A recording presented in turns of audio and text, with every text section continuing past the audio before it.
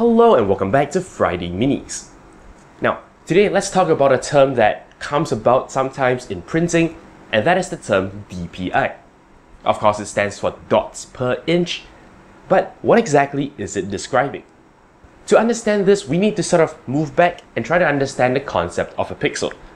You see, on a computer, when you want to actually represent an image, really what you're doing is you're having a grid of pixels. For example, this video itself is 1280 pixels horizontally and, well, 720 pixels vertically. Of course, if you wanted to find out the total number of pixels on this image, you would multiply these two numbers and you'll basically get, well, the area of the image, so to speak. Each one of these pixels are basically just a dot, and it carries brightness and color information. So yeah, of course, say this pixel over here, right, is a somewhat greenish, grayish color, and this pixel over here would be some kind of a bluish color. So of course, the idea is that as the color of pixels change throughout an image, they represent your picture. They represent your scene. So that's all well and good. In the world of viewing things on screens, that's all you need to actually display an image. All your screens have a fixed number of pixels, right? And they will just sort of map the pixels from the image to pixels on your screen to display it. However, things are a little bit different when it comes to print. You see, there is sort of no concept of pixels on a paper, obviously, right? It's up to your printer to sort of deposit the dots, at any interval it decides. If you have a pixel with a particular set of dimensions and you configure your printer to print the dots very close together, you'll get a tiny image.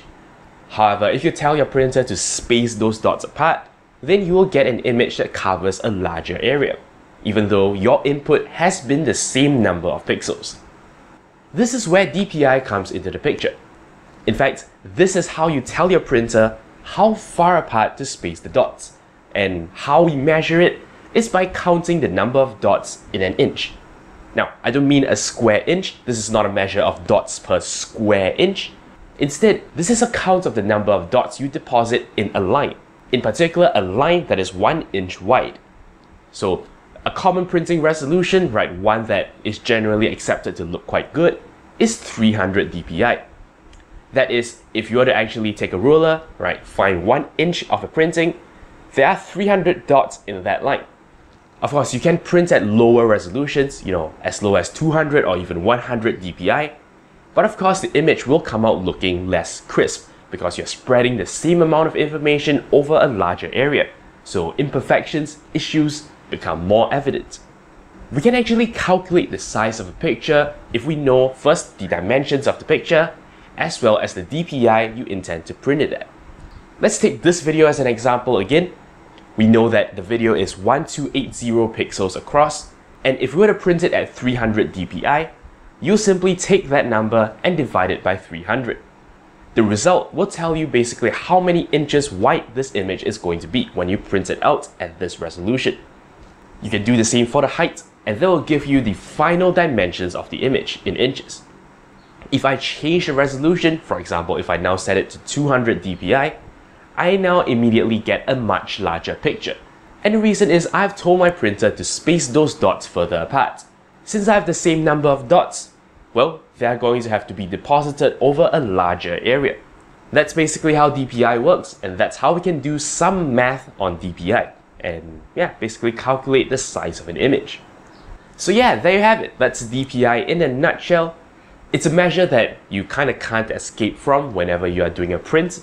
And yeah, this number basically directly correlates to sort of how sharp your final print actually looks. Obviously, the more information you throw at your printer and the more you tell it to pack them together, the clearer things are going to look. Of course, there is a certain limit. Usually prints, they don't really go beyond 600 DPI.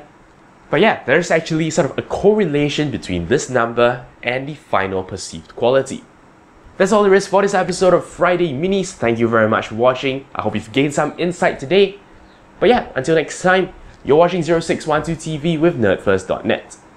Thank you very much for watching. If you like my work and are feeling generous, you can shoot me a one-time donation on PayPal or sign up for a recurring one on Patreon.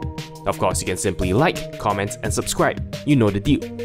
For more videos, links to my channel and a related playlist are on screen. Thank you for your support.